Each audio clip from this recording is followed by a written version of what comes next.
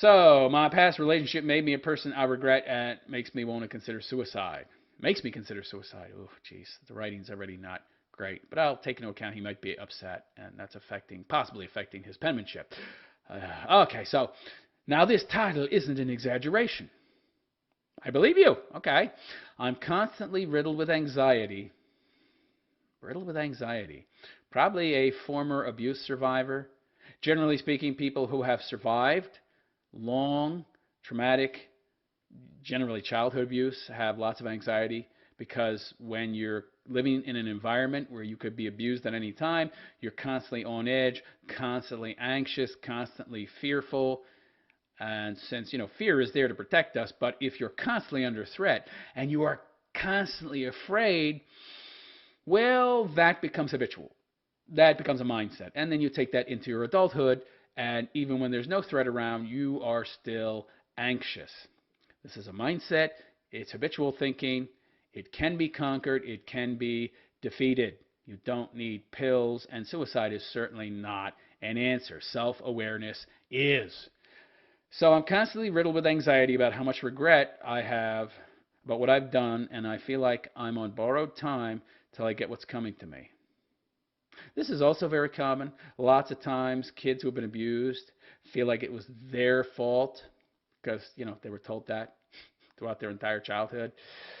Again, it takes self-awareness to know this. Unfortunately, a lot of people who have been abused have a very difficult time becoming self-aware because with that self-awareness comes the facing of the abuse and the internal scarring that abuse causes, hence pain, psychic pain, which is often worse than physical pain, and people don't want to face that. So if you avoid that, you avoid self as well, and if you avoid self, you avoid being self-aware, and it's that self-awareness that will lead you to being able to solve your problems, but you do not gain that self-awareness because you're constantly avoiding the pain that would come with looking at self.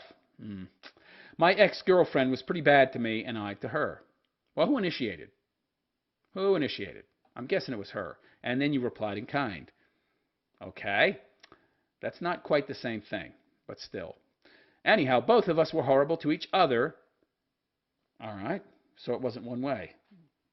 They cancel each other out, right? I don't get it. Why are you feeling guilty? Yeah. Anyhow, the thing is, she was pretty physically abusive to me. Well, that's a step beyond. So he says he wasn't, so he doesn't say he was physically abusive to her. I think the abuse he's talking about is replying in kind to her verbal abuse, which doesn't make you the bad guy. It makes you someone who's defending yourself. So let me explain something to you here, folks, about how abuse works. Initiation of force, initiation of aggression, initiation of any kind of abuse, be it verbal or physical, that's violence, that's abuse. Replying in kind is not. It's called self-defense, even if it's a woman. Maybe his mother was abusive to him as a child, so, he sees it as, completely, totally off limits. You don't stand up to a woman, you don't hit a woman, you don't fight back against a woman, women are never wrong, yada, yada, yada. He's got mommy issues, I'm guessing, is what I'm saying. So she was pretty physically abusive to me. Yeah, okay. Did you hit her back? Probably not, no? Well, then... why are you taking on so much of the onus of what happened in this relationship? Oh, because you're a guy and you've been bred to be blamed and take the blame for everything. If we got into an argument that was bad, she would wail on me and I'd have a breakdown from the abuse I got as a child. Well, this makes you naturally susceptible to women like this. So this woman is your mother. That's the first thing you have to understand. Generally speaking, people who have survived traumatic childhood abuse and have not dealt with it and come to terms with it and moved on, they wind up getting with their abuser. It's really that simple. And you will attract people like this because abusers are like predators and they seek out people who they can inflict abuse upon. So, you had all the signs of prey, someone who could be manipulated. Yet she saw you coming a mile away, pal. So we stayed together because I loved her. No, you didn't. You didn't love her. Okay. You love the idea of somebody loving you. All right? That's it. And you have such low self-esteem that just having somebody be with you feels like some kind of godsend because you don't feel like you're worthy of love. So that's why you're willing to put up with any and everything that this woman doled out against you. And I forgave her, but sometimes it got bad. And more than once, I'd physically harm myself, even to the point that I need to have my arm stapled. Wow. I feel sorry for this guy. I feel really sorry for this guy.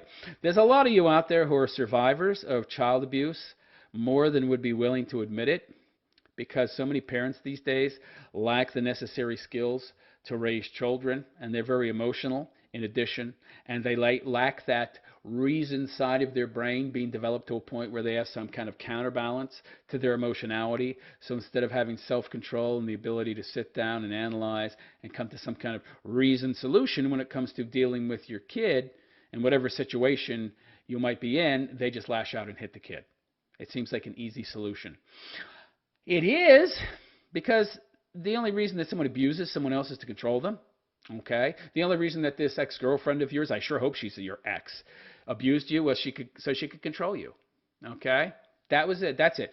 So she could control you. And that's why your mother, and maybe your father too, you're not telling us about your childhood, at least not yet. So I'm not sure who abused you, but somebody did. More than one somebody. I'm sure it was your mother, your father, just by not doing anything, obviously, to stop it. So anyway, it was dumb, but we had a horrible argument, and I made a mistake I wish I could take back. One time I tried to attack my thigh, and she put her hand in the way and got cut a bit. And I got cut a bit. I burst into tears because I had cut her. Okay, his writing's horrible. He wrote that he cut himself a bit, but he cut her. Wait. This bitch has beat the crap out of you. Lord knows how many times she might have cut you or drawn blood, created bruises on you, and she could give a shit. But you accidentally cut her, and you're in tears? Wow. So you really have no self-esteem and no self-respect. It's very common. Very typical of abused people not to really value themselves and their own well-being very much. She went around saying how I deliberately cut her and scared her. She's probably the victim of abuse as well. So here's what happens to abusers, all right? And by the way, there's also a myth that people who are abused are more likely to go on to be abusers. That's a myth. Actually, I think it's only like 1 in 8.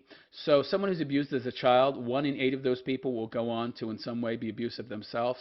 That's actually less than the population at large.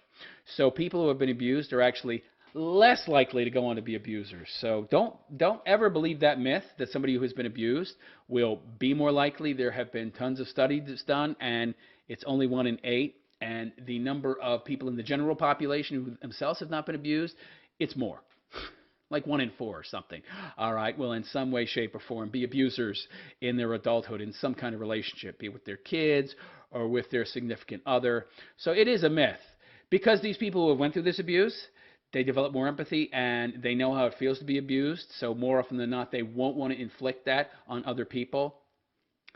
But the reason abuse is so popular and so widespread is because, it's an easy solution. It doesn't require any thinking. It doesn't require any problem-solving skills or effort. And it makes you feel strong. It makes you feel powerful. And it gives you a way to lash out at somebody else. All right? But it's very harmful to the child. And it's not good for you either, okay? Turns you into an unfeeling monster that you may be already. To be honest, if you're not at the start, you will be by the end, okay? Oh, Lord. Yeah. So she's a victim of abuse, too. So what happens is in most cases, people who are abused, they don't ever abuse anybody else. All right?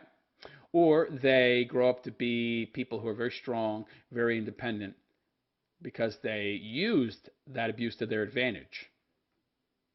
All right? Or they become abusers. Now, the ones that have been abused and become abusers, they have serious, serious issues, and they are oftentimes the most abusive. This is part of why all the worst serial killers were themselves abused as children. It also didn't help that she would flirt with guys constantly and even go so far as to sext, but I forgave her because I loved her. So, okay, you don't know what love is because you don't love yourself. If you don't love yourself, it might sound cliched, but it's true. If you don't love yourself, how can you love other people? You can't. You can't. All love starts within and about ourselves, okay?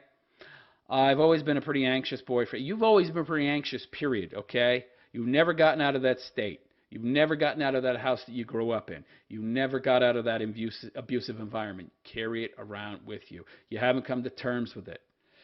I was told growing up my friends didn't like me and weren't my real friends. Who told you this? Your parents? I've always been paranoid and depressed. Of course you've been paranoid. You weren't paranoid. You were... Paranoia is when you inaccurately think people are out to get you. I mean, you might be paranoid now because you still have the same heightened sense of awareness of possible danger everywhere all the time, even in situations where it's not warranted, which would probably be most of them. But that's a carryover from a time when you were very much under threat. Anytime, all the time, you said the wrong thing, did the wrong thing, looked at somebody the wrong way, pow, right in the fucking kisser. So that's not paranoia, all right? It's just paranoia now because you're carrying that same level of hyper-awareness around with you.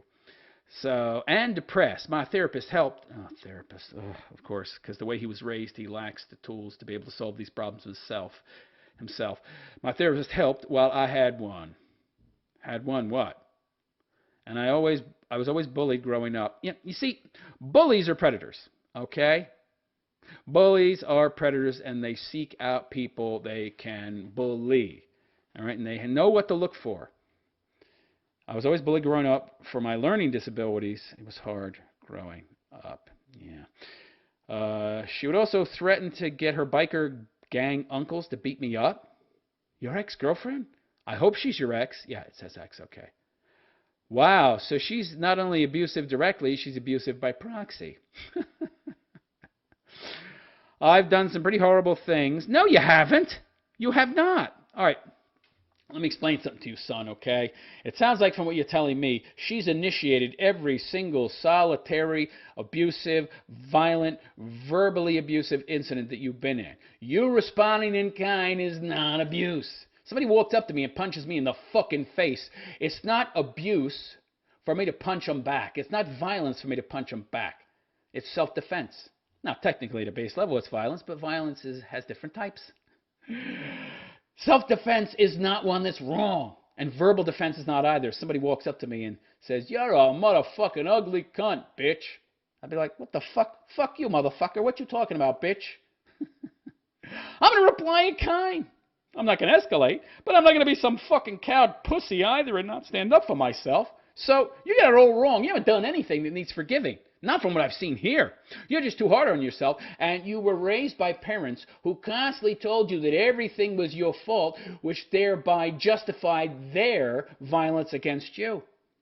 And you've internalized that and taken that into your future relationships with other people, which acts as a cue to them and tells them it's okay to abuse you. And of course, that kind of attitude is very obvious to them as abusers, which they have become, and that's why they hook up with you in the first place. Anyway, he goes on to say, I don't want to get into the stuff I did. Trust me, I'm almost certain you did nothing that is requiring you to apologize. Okay? If a woman attacks you, if a woman harms you, if a woman says something to you, you are perfectly justified in defending yourself verbally or physically, just as long as you're not the one that's initiating the force. I'm genuinely considering taking my own life now because I don't know what to do if things ever get out about our relationship. Oh, my God. Okay. First of all, you need to break off all contact with this broad. Second, you need to be honest with the people in your life, including your friends and family, about what this broad did to you. Third, I don't know that you should even be having anything to do with your family because it sounds to me like your family are the ones that fucked you up in the first place. But your friends, the people who are close to you, if any, if you're able to allow anybody to get close to you, I would tell them the truth. I would tell them the truth about what she did to you, okay? Preemptively strike, all right? And you need to deal with this shit. Self-awareness is the key. You need to sit down and you need to sit quietly and contemplate. In the silence of your own mind, find some peace and quiet here and focus on yourself. Look inward. Try to get to know yourself better. It's really that simple. Sit quietly, look inward, contemplate self, look for connections, cause and effect. Try to trace them back to, the core of the issue. You need to look back. You need to look at your childhood. All this stuff is rooted in childhood. You need to do a lot of this. It might take months. It's going to take years, probably. Okay? But self-awareness is key in conquering these issues and changing. But first, you have to know who you are before you can change and then move on in your life. That's why you're stuck in your childhood. You don't know who you are. So all there is what you grew up in and what you were taught, not what you've taught yourself, because you've taught yourself nothing, because you don't know who you are. Anyway, so don't take your own life, by the way. Permanent solution to a temporary problem. But I'm considering taking my own life. I don't know what to do if things ever get out. I'm actually too afraid to date because of all the anxiety it gives me. What are you living in, Mayberry? Where the fuck are you living that this shit's going to get out and everybody's going to know my secrets? I mean, dude, I don't know where you're living, but it's a very big world now. Who's this going to get out to? How many people live where you live? What are you living in a town with 1,000 people? I mean, unless you're living in fucking Mayberry, I don't think you have to worry too much, all right? Change your circle of friends. Tell your current circle of friends what you had to go through, okay? I'm applying to jobs so I can move out of the province. Province? What are you, in Canada? Oh, God, that explains a lot. One of the top 5 feminist countries in the world. Empowering women to be evil, nasty, man-abusing cunts. I'm in and maybe start new and get away from the bad stuff and try to better myself. Oh, that's a big mistake, pal. Not the moving, but the thinking that it's going to, in any way, shape, or form, provide you with a new start. Have you ever heard this saying, wherever you go, there you are? What does it mean? It means that it doesn't matter where you are geographically, you take your problems with you. Moving won't change your issues. It'll change your environment, it'll change your geography, but it won't change you. Now, it is true that if you're in an abusive environment, if you're in an environment right now that is not only not conducive to change and self-betterment, but is negatively impacting your psyche, then yeah, you got to get out. But it's not going to help in regards to solving your issues. It might alleviate the immediate issue of people in your current sphere creating negativity in your life, but it's not going to change you fundamentally. That's up to you to do, unfortunately. And yeah, you can blame mom and you can blame dad, but really once you're at 18 years old, guess whose responsibility it is to become the person you want to be and to change for the better? You. Because blaming mommy and daddy, saying who is to blame, might be even factually accurate. Their fault doesn't change anything, doesn't help anything. And you can spend your whole life blaming others, or you can get down to the brass tacks, put your nose to the grindstone, and change yourself for the better. I've talked to some psychics. Oh, no. And they said I was a good person and to try to remember, but I genuinely don't think I am. Genuinely don't think I am. Okay. This is your mother or your father talking, probably your mother. I have to wonder if this guy was raised by a single mother. If he was, it would explain everything. Don't listen to psychics, my friend, and don't spend money on psychics. I'm a philosopher. I'll give you a lot better advice. I could have been a psychic. I'm real good at reading people. That cold reading crap, I could have made a fortune, except I have actual scruples, and I couldn't do it. I've talked to some psychics. Yeah, okay.